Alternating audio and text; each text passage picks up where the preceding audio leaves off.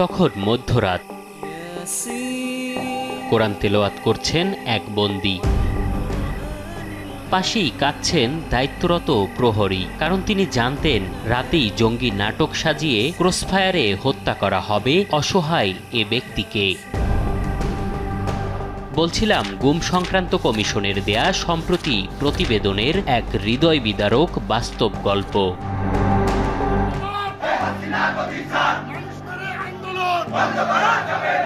রাজনীতিতে ভিন্ন মত, দমনে হাসিনা সরকারের গুম,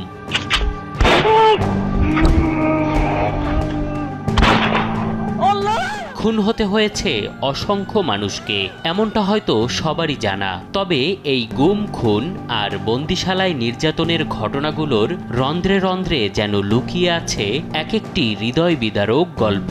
সে গল্পগুলোর সন্ধান মিলেছে গুম সংক্রান্ত কমিশনের প্রতিবেদনে। প্রতিবেদনের পৃষ্ঠা উল্টাতেই আসে রাজনৈতিক ভিন্ন মতাবলম্বীদের তালিকা করার প্রসঙ্গ, যে কাজটি করানো হতো গোয়েন্দা সংস্থায় কর্মরতদের দিয়ে। তারাও শুরুতে জানতেন না তাদের তালিকা ধরে করা হবে গুম, খুন।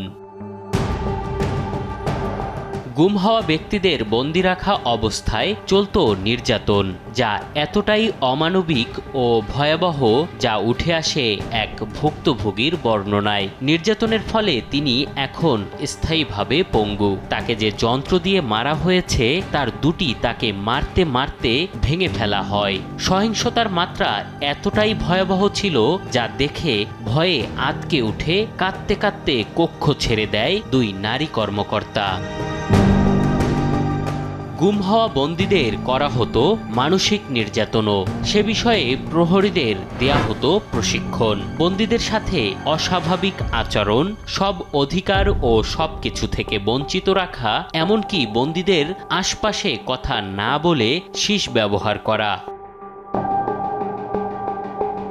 তিনবেলা পেট পুরে খেতে পর্যন্ত দেয়া হতো না বন্দীদের। এক সৈনিকের দেয়া বর্ণনায় উঠে আসে সে গল্প।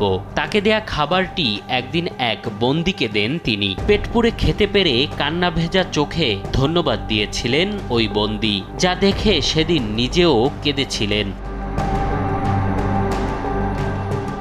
দীর্ঘমেয়াদী বন্দীদের আসত হত্যার নির্দেশ। অনেক সময় বন্দীদের অবস্থান ফাঁস হয়ে গেলেও এমনটা করা হতো বলে উঠে আসে প্রতিবেদনে। হত্যার পর অভিযানে অংশ নেয়া সদস্যদের মধ্যে বিতরণ করা হতো অর্থ।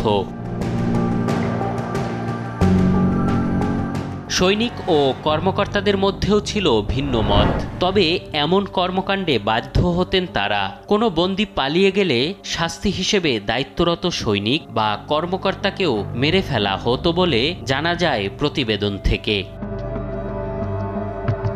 সংক্রান্ত কমিশনের কাজে অসহযোগিতার অপচেষ্টা চলছে বলেও দাবি তাদের। কিছু নির্দিষ্ট সংস্থার ভেতরে গ্রুপ তৈরি হয়েছে কার্যক্রম বাধাগ্রস্ত করতে। এর মধ্যে সিটিটিসির নাম উল্লেখ করেছেন তারা, যারা দীর্ঘ সময় যোগাযোগ বিচ্ছিন্ন অবস্থায় আটক বা গুম করে রাখতেন। স্বীকার করলেও সেখানে কোনো অসদাচরণ করা হতো না বলে দাবি করছে বলে জানানো হয়। এগুলোতে যে তখনকার সরকার প্রধান শেখ হাসিনার হাত রয়েছে তার ইঙ্গিত তারা পেয়েছেন ৫ আগস্টের পর গণভবনে পরিত্যক্ত কিছু নথিপত্র পর্যালোচনা করে। আর এ কারণেই র্যাবের মহাপরিচালক বেনজির আহমেদকে অত্যন্ত সৎ, কর্মদক্ষ হিসেবে উল্লেখ করে প্রতিবেদন প্রকাশ করা হয়েছিল তখন। তবে আওয়ামী লীগের মুখপাত্র হিসেবে বিবিসিকে দেয়া বক্তব্যে মোহাম্মদ আলী আরাফাত এসব গুম খুনের ঘটনায় সামরিক বাহিনীর উপর দায় চাপিয়েছেন। এম এ আজিম, দেশ টিভি, ঢাকা।